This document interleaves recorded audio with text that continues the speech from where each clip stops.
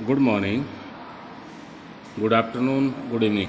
Ninth standard, subject सामाजिक विज्ञान, book name लोकतांत्रिक राजनीति।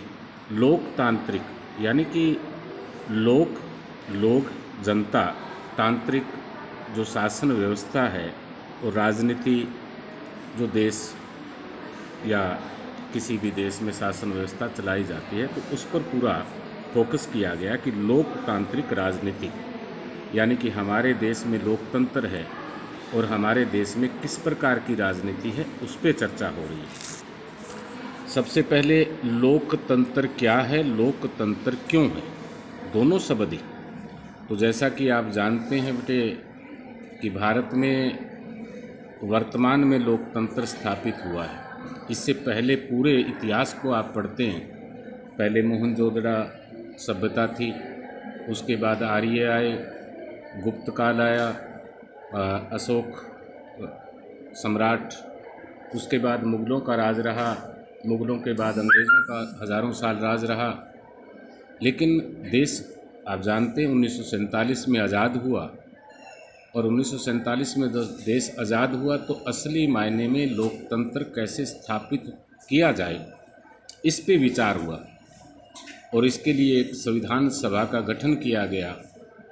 यानी कि देश को संविधान के द्वारा, लोकतंत्र के द्वारा कैसे चलाया जाए, और जिस संविधान और ग्रंथ के अनुसार आज देश चल रहा है उसमें लोकतंत्र क्या और लोकतंत्र क्यों दोनों ही निहित है। जिस संविधान को बनाने में 2 वर्ष 11 मास 18 दिन लगे। अब आप जानते हो कि लोकतंत्र क्या है। अब आप एक छोटे से, आप अपने मोहल्ले में आ जाओ, वहाँ तक ना जाओ कि लोकतंत्र क्या है।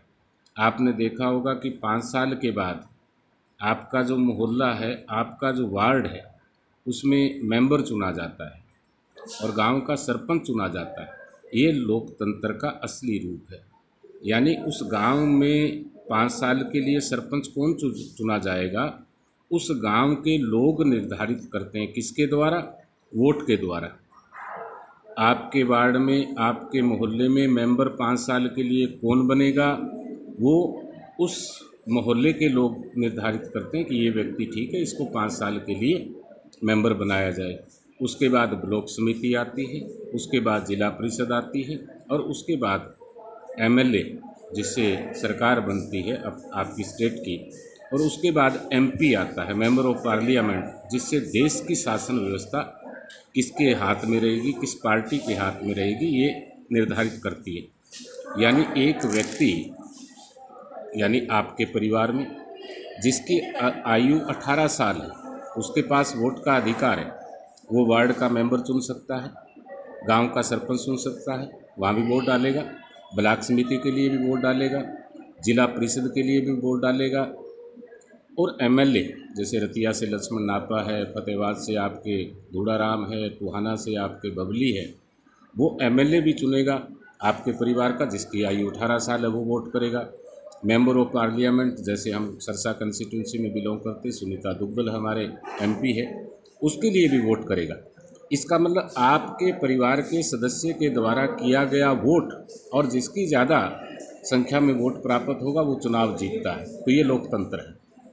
क्योंकि 1947 से पहले इस देश में या बहुत से देशों में लोगों को वोट डालने का अधिकार ही नहीं होता था, सरकारें नहीं बदलती थी, वो लोकतंत्र नहीं था। आप देखेंगे कि पिछले 5 साल प्रधानमंत्री नरेंद्र मोदी थे, भारतीय जनता पार्टी सत्ता में है, सेकंड टाइम फिर सत्ता में आई। उससे पहले 5 साल मनमोहन सिंह प्रधानमंत्री थे, फिर प्रधानमंत्री मनमोहन सिंह बने।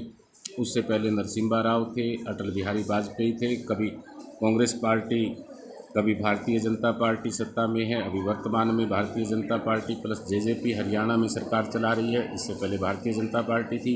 इससे पहले कांग्रेस, भूपेंद्र सिंह हुड्डा 10 साल रहे। इनको चुना किसने? लोगों ने। तो अब हम चर्चा करते हैं कि लोकतंत्र है क्या। लोकतंत्र लोगों का तंत्र, लोगों के लिए, लोगों के द्वारा, यानी कि लोग, जनता स्वयं निर्धारित करती है कि 5 साल सत्ता पर किसको बिठाना है। अब्राहम लिंकन ने बड़ी अच्छी परिभाषा दी थी कि ये जनता का, जनता के लिए, जनता के द्वारा जो शासन स्थापित किया जाता है उसे लोकतंत्र कहते हैं। इसका दूसरा अपोजिट तानाशाही शासन, जिसमें सत्ता का परिवर्तन 5 साल के बाद नहीं होता। जैसे आप हमारे पड़ोसी देश चीन में देख सकते हैं, म्यांमार में देख सकते हैं, उत्तरी कोरिया में देख सकते हैं। वो जो शासन व्यवस्था है वहाँ कोई वोट डालने का अधिकार नहीं है। 15 साल से 20 साल से वही राजा रहते हैं या उसी पार्टी का किसी को राष्ट्रपति चुन लिया जाता है। तो ये लोकतंत्र है। आज विश्व के अधिकांश देश, यानी कि 19वीं शताब्दी जब शुरू हुई थी, 16वीं, 17वीं, 18वीं, 15वीं शताब्दी, 300-400 सालों तक ये पूरा वर्ल्ड पुर्तगालियों ने कब्जा कर रखा था, कहीं पर अंग्रेज़ों ने कब्जा कर रखा था, कहीं पर फ्रांसीसियों ने कब्जा कर रखा था, कहीं पर हिटलर ने कब्जा कर रखा था। 19वीं शताब्दी में कोई 1920 में आज़ाद हुआ, कोई 1925 में, कोई 1935 में, कोई 1947 में, कोई 1950 में, कोई 1955 में। इस प्रकार लगभग देश आज वर्तमान में आज़ाद हो चुके हैं। उनमें शासन व्यवस्था उसी देश की है। लोकतंत्र का अर्थ डिमोस और क्रेटिया, डिमोस और क्रेटिया दोनों शब्द मिलकर बने हैं, जिसका मतलब होता है लोगों के हाथ में शक्ति और सत्ता। आप जानते हैं गांव का सरपंच ठीक प्रकार से कार्य नहीं करेगा, अगली बार यदि वो चुनाव में खड़ा होता है तो हार जाता है। यानी कि उस गांव के लोगों ने उसको अधिकार नहीं दिए, अर्थात उसने ठीक प्रकार से कार्य नहीं किया। और यदि वो ठीक प्रकार से कार्य करता है तो उसको चुन लेता है। तो इसका मतलब सत्ता किसके पास है? लोगों के पास।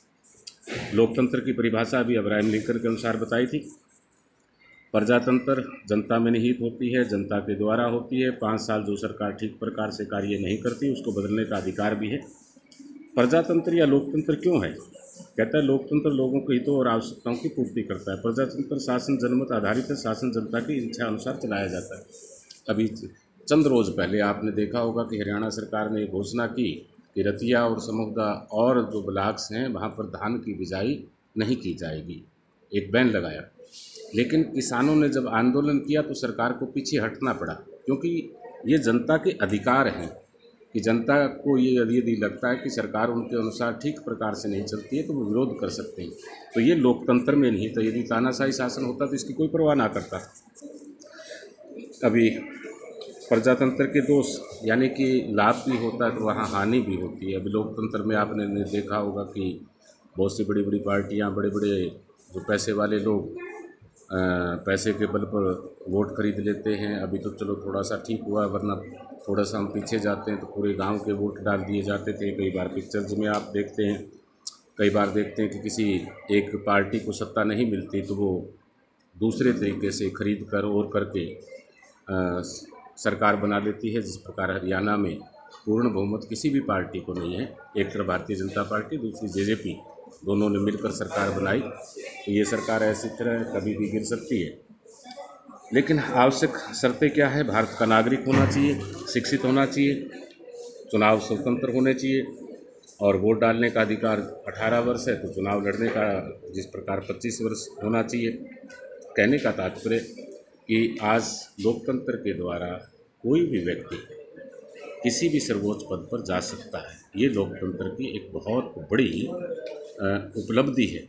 बराक ओबामा एक ऐश्वर्य होते हुए अमेरिका का राष्ट्रपति बन सकता है, जिसने कभी सपने में नहीं सोचे थे। एक प्रधानमंत्री देवगौड़ा जो किसान, एक लाल बहादुर शास्त्री जो बहुत ही गरीब परिवार से, अभी प्रधानमंत्री नरेंद्र मोदी, ये सब इस लोकतंत्र की सुव्यवस्थित ढंग का एक बहुत ही स्वर्ण काल है, जो ये दर्शाता है कि भारत का कोई भी नागरिक अपनी योग्यता के अनुसार वहाँ तक पहुँच सकता है।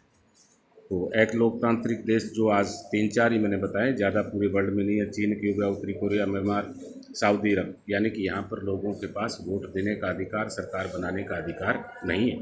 बाकी पूरे वर्ल्ड में अमेरिका में राष्ट्रपति चुना जाता है तो भारत में प्रधानमंत्री चुना जाता है। हमारा पड़ोसी देश पाकिस्तान, ठीक है कि वहाँ लोकतंत्र है, लोग वोट डालते हैं, लेकिन वहाँ पर ज़्यादा सेना का दखल रहता है। सेना अपने हिसाब से चुनाव में दखल देती है, तख्ता पलट भी हो जाता है।